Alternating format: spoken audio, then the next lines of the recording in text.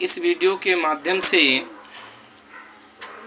ये ज्ञान प्रसारित किया जाएगा कि जो नवरात्रि में माँ की जो उपासना लोग करते हैं तो माँ क्या है और उसको हम कैसे प्राप्त कर सकते हैं, तथा उसको वो माँ की भूख और जो शक्ति है वो कहाँ पर है, रहती है, कैसे हम उसको प्राप्त कर सकते, कैसे उसके बारे में जान सकते हैं। तो इसके बारे में इस वीडियो में ज्ञान दिया जा रहा है। जो 9 प्रकार की जो शक्तियों की लोग उपासना करते हैं उसको मैंने भी की और उस भक्ति के द्वारा ज्ञान हुआ, माँ की शक्ति शरीर में प्रवेश किया। और जब माँ की शरीर में शक्ति थी तो मेरे अंदर बहुत भूख लगी। वो भूख जब कुछ खा लिया थोड़ा तो खाने के बाद और बढ़ गई। जब मैंने कुछ चीज़ें बच्चों को कुछ लोगों खिलाई डायरेक्ट मुंह में तो भूख शांत हो गई। तो जो वो माँ है, शक्ति है, उसकी भूख वो कहाँ रहती है, कहाँ पर है, कैसे पूजा करनी चाहिए, थोड़ा सा जो ज्ञान हुआ वो इसके माध्यम से दिया जाएगा। वास्तव में अगर हम संसार में देखते हैं तो 3 चीज़ें दिखाई पड़ती हैं। एक प्रकृति है, संपूर्ण जगत में जो है दृष्टिगोचर है। दूसरे जीव हैं और तीसरी चीज़ जो है शक्ति है। वो जो शक्ति इस जीवों को चला रही है वो कहाँ है, वो संपूर्ण प्रकृति में है, कण कण में है और वह मनुष्य के अंदर भी है।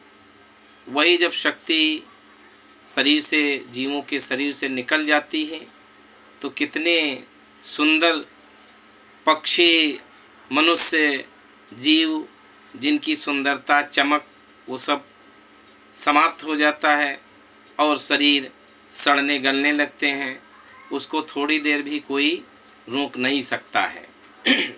और जब तक मनुष्य भ्रम में इधर उधर रहता है, अहंकार में डूबा रहता है, तब तक वो कोई चीज़ समझता है नहीं है और माया में फंसा रहता है। अब माया शब्द आने से ये बात याद आ गई। माया को लोग बहुत ही कहते कि माया में उलझा है। अगर माया अगर न हो तो मनुष्य कैसे कर्म करेगा। तो मेरे हिसाब से माया तो बहुत ही सुंदर है। एक इस पर कुछ पंक्तियाँ लिखी गई हैं। अरे माया प्रभु की सुंदर न्यारी, माया प्रभु की सुंदर न्यारी, जामे नाचे सब नर नारी। तुम हो नाचो हम हो नाचे, नाचे दुनिया सारी, माया प्रभु की सुंदर न्यारी, माया प्रभु की सुंदर न्यारी। तो ये कुछ पंक्तियाँ माया के बारे में। और बहुत लोग कहते हैं कि वो गुणातीत हो गया। इस संसार में कोई भी मनुष्य गुणातीत नहीं हो सकता है, क्योंकि इस जीवों के शरीर को, मनुष्य को चलाने के लिए ये पूरी प्रकृति गुणात्मक है। 3 प्रकार के गुण पाए जाते हैं और उन 3 प्रकार के गुणों से ही मनुष्य का शरीर ये चल रहा है। 3 प्रकार के जो गुण हैं, सात्विक, राजस और तामस, 3 प्रकार के गुण इस प्रकृति में विराजमान हैं, वही मनुष्य के अंदर विराजमान। इन तीनों में से एक गुण जब प्रकट होता है तो 2 गुणों को दबा देता है, और ये तीनों गुण मनुष्य के लिए बहुत आवश्यक हैं। जब राजस गुण होता है तब मनुष्य कर्म और उसके फल से उसको जोड़ता है। अगर राजस गुण नहीं होगा मनुष्यों में तो कर्म नहीं करेंगे। और जब सात्विक गुण उसमें होता है तो 2 तामस और राजस को दबा देता है। सात्विक गुण प्रकट होने पर वो सत्मार्ग और अच्छे विचारों, ईश्वर की भक्ति आदि में लगता है, तो ये भी आवश्यक था। और तीसरा है तामस। तामस गुण जब मनुष्य में होता है तो उसको आलस्य, नींद, आलस्य, ये सब चीज़ें, तामस गुण नहीं होगा तो उसको नींद ही नहीं आएगी। और ये तीनों चीज़ें मनुष्य के लिए आवश्यक हैं। तो कौन मनुष्य भला संसार में गुणातीत है? ये तो बेवकूफ़ बनाने का फंडा है, जिसको लोगों ने अपनाने का, लोगों के द्वारा अपनाने का हथकंडा है, ये कह सकते हैं। तो कोई भी मनुष्य गुणातीत नहीं, क्योंकि उसका संपूर्ण शरीर इन 3 गुणों के द्वारा, 3 गुणों में बरत रहा है। और ईश्वर भगवान श्री कृष्ण जी ये कहते हैं कि मैं न किसी के पाप कर्म को स्वीकार करता हूँ और न किसी के पुण्य कर्म को स्वीकार करता हूँ, क्योंकि मेरा भक्त जो मुझको भजता है मैं उसका ध्यान देता हूँ। वैसे तो मेरी दृष्टि समान रूप से सभी जीवों पर है, किंतु जो मेरा भक्त होता है वो मुझे अत्यंत प्रिय होता है।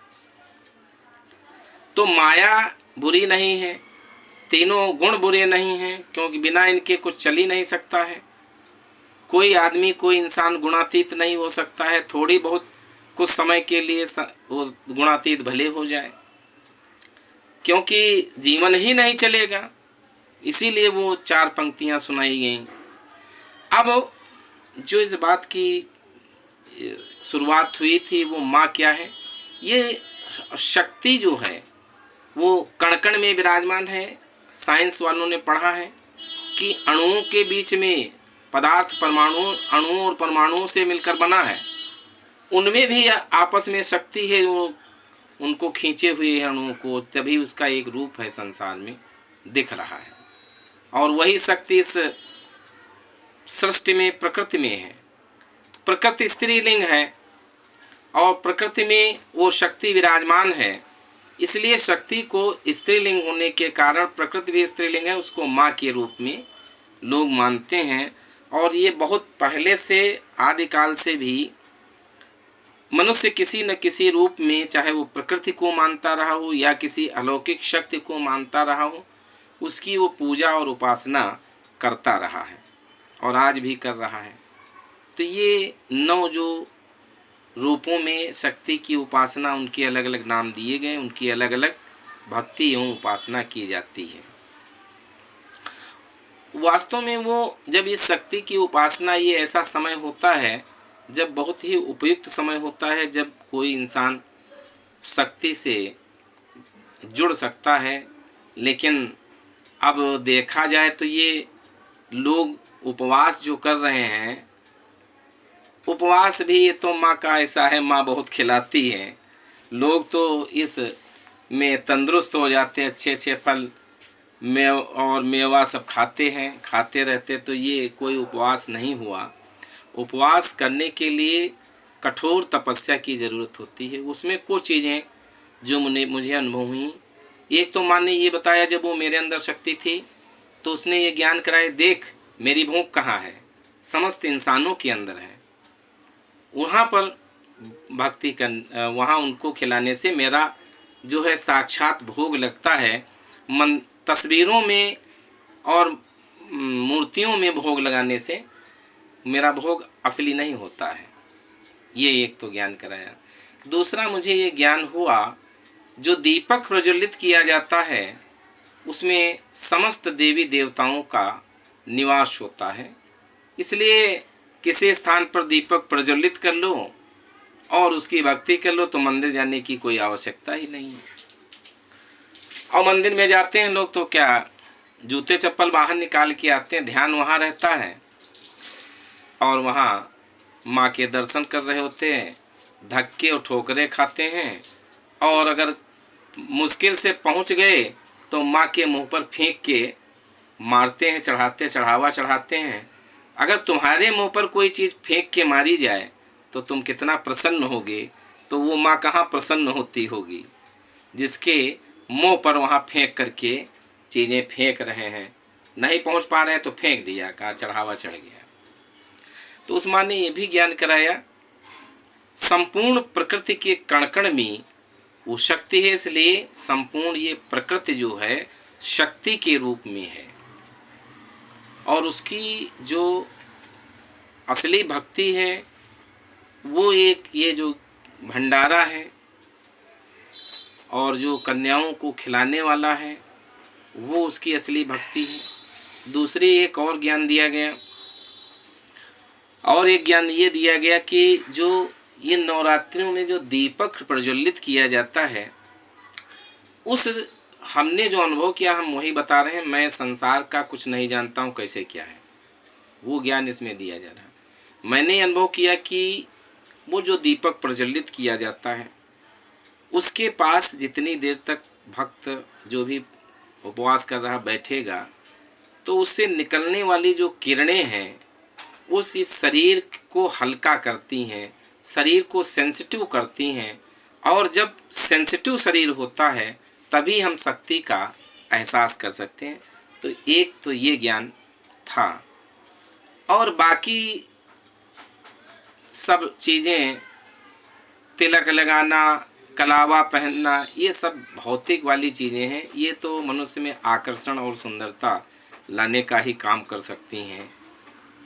बाकी तो माँ की जब शक्ति अंदर आई तो माँ ने कहा बेटा ब्रह्मा तो तुम्हारे पिता हैं, जिन्होंने वो ब्रह्मा जिनके द्वारा तुम उत्पन्न हुए तुम्हारे पिताजी हैं और परमेश्वरी माँ जो तुम मेरी शक्ति की पूजा कर रहे हो वो तुम्हारी माँ है और राम और कृष्ण तुम ही हो, तुम ही राम और कृष्ण हो। इस चीज़ को समझने में बहुत समय, जो राम हुए, गौतम बुद्ध हुए, ईसा मसीह हुए, हज़रत मोहम्मद साहब हुए, वो सब क्या थे? मनुष्य ही थे।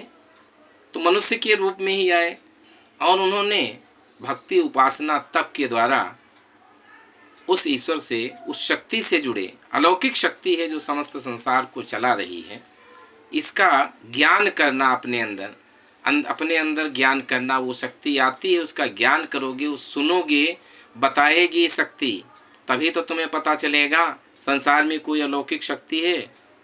और है ऐसे तो अब आजकल नेता लोग जो जा रहे हैं मंदिरों में तो वहाँ पर पता चलता है फला आदमी ने, फला मंत्री ने आज पूजा किया, उनका महिमा मंडप किया जाता है।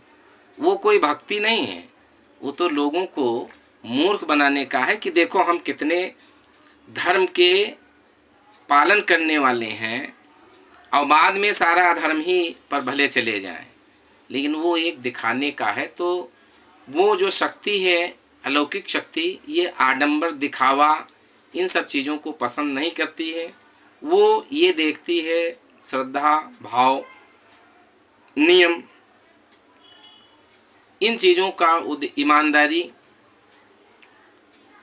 और तन्मयता, कितनी लगन है, इन सब चीज़ों का आकलन करके तब वो आती है और उसको, भक्त को संपूर्ण ज्ञान देती है। तो ये था संक्षेप में माँ की शक्ति का साक्षात्कार। और माँ की ये जो शक्ति थी हमारे शरीर के अंदर 24 से 48 घंटे रही है। मैं ये उस समय सोचता था कि इतनी शक्ति ये माँ की, कहीं पेट न फट जाए। अब आप लोग सोचेंगे कि शक्ति गई कहाँ से? नेत्रों से शरीर में शक्ति प्रवेश करती है और हार्ट के चारों तरफ यूं यूं घूमती है एक आंख से प्रवेश करती, यहाँ घूमने के बाद दूसरी से बाहर निकल जाती है। और वो माँ ने मुझे दर्शन भी दिया। दर्शन ऐसे तो किसी को ऐसे नहीं, स्वप्न में ही दर्शन देती है, लेकिन वो अपना ज्ञान करा देती। स्वप्न के बाद जब तुम जगोगे तो जहाँ से प्रवेश किया होगा वहाँ तुम्हारे दर्द होता रहेगा, तभी तो पता चलेगा जगने के बाद, हाँ स्वप्न में सही था दर्शन। तो इस तरीके से वो अपना माँ जो है ज्ञान करा देती है। और एक चीज़ और ज्ञान हुआ, मैंने जब माँ की भक्ति की तो मुझे जरा भी आँख लग जाती तो सिर्फ कन्याएं और स्त्रियां, माताएं ही ये संसार में वो दिखती थीं। और जब मैंने शिव की उपासना की तो मनुष्य के रूप में, बच्चियों के रूप में जब देखता माँ की उपासना में, लड़की छोटी कन्या से पैदा हुए से हर टाइप की अंग्रेज और मतलब वो दिखी तो वो माँ दिखाती थी, देखिए मैं इन सब में, इन माताओं के रूप में, असली माता के रूप में मैं यहाँ पर हूँ। और जब शिव की तपस्या की तो जब शक्ति आई अंदर तो मतलब वो ईश्वर तुम विराट है। उसने, ईश्वर ने कहा बंद कर अपना ये। अरे उस समय बहुत आंधी बरसात सब हो रहा था, आ रहा था, और मैं लगा हुआ था उस मंत्र जाप में। तो वो शक्ति अलौकिक क्या कहने लगी, बंद कर अपना ये मंत्र जाप, कोई भोलेनाथ नहीं है संसार में, तेरे जैसे अब तक न मालूम कितने भोलेनाथ हो चुके हैं। तब ये बात समझ में नहीं आई, धीरे धीरे ये सब समझ में आया। और बाद में श्रीमद् भागवत पुराण जो कथा बाँचते हैं उसमें जाकर के श्लोक में भी एक मिला। वासुदेव भगवान श्री कृष्ण जी कहते हैं कि मैं समस्त जीवों का स्वामी ईश्वर एक ही हूँ, और जो अपने को 3 रूपों में विभक्त कर रखा हूँ, ब्रह्मा, विष्णु और शंकर आदि के नाम धारण किए हैं, और मैं ही संपूर्ण जीव रूप में हूँ। अतः जो मुझ में जरा भी भेद, अपने और इस संसार के लोगों में जरा भी भेद करता है तो मैं उसमें भयंकर भय उत्पन्न करता हूँ। तो जो ज्ञान दिया जाता है वो उसको समझने में भी समय लगता है। ईश्वर को प्राप्त करना आसान नहीं है। एक एग्ज़ाम IAS PCS का पास करना सरल होता है। आप बताइए 450 अरब रुपया लगा करके जो महाप्रयोग किया गया विदेश में, तब उन्होंने उस ब्रह्म को देखा, यानी ब्रह्म क्या है, गॉड पार्टिकल। उस गॉड पार्टिकल को मैं इन्हीं नेत्रों से ऐसे ही हर समय देख रहा हूँ। 25 वर्ष हो गए, कोई भी समय क्षण कोई ऐसा नहीं हुआ जब वो दृश्य हो। आप जो भगवान ईश्वर के जो महापुरुष उनके ऊपर एक गोला देखते हैं, मैं अपने शरीर के चारों तरफ असंख्य उस तरीके के गोले देखता हूँ, चारों तरफ मेरे हैं। और जितने भी प्रकाश देने वाली चीज़ें हैं उन सब से प्रकाश मेरे तरफ आ रहा है, मेरे नेत्रों में प्रवेश कर रहा है। हर समय 25 वर्ष हो गए। ये था माँ का साक्षात्कार के बारे में। और माँ ने ये ज्ञान कराया कि मैं कहाँ हूँ बच्चा, बेटा मैं कहाँ रहती हूँ और तुम क्या हो। तो इस तरीके से जो संसार में, हमारे देश में मैं देख रहा हूँ कैसे लोग 9 दिन भक्ति कर लिया, बाकी सब ऐसे हैं। 9 दिन में भक्ति के करने से क्या मतलब है, और वो ऐसे सब ये सब चीज़, व्यवसाय धंधा, खैर बहुत अच्छा है। जो ब्रह्म जो है, जो असल में बहुत से आज लोग चर्चा का विषय बनाए हैं। असल में जो वो ब्रह्म है वो निर्गुण है, नीरस है, तो उस ब्रह्म को लोगों ने जो पहले से रामायण महाभारत कथाएं जो है उससे एक सरस रूप बना करके और संगीतमय करके जो लोगों में ज्ञान दिया, उसको लोग सुनते हैं तो ये बहुत अच्छा है, ये कोई बुरा नहीं है। लेकिन ईश्वर की भक्ति करने के लिए बहुत कठिन तप करना पड़ता है, गरीबी से अभाव से गुजरना पड़ता है, तब जा कर के वो कहीं प्राप्त होती है। और यूं तो चक्कर लगाने वाले चक्कर में ही चक्कर इंसान काटता रहता और चक्कर में ही रफू चक्कर हो जाता है।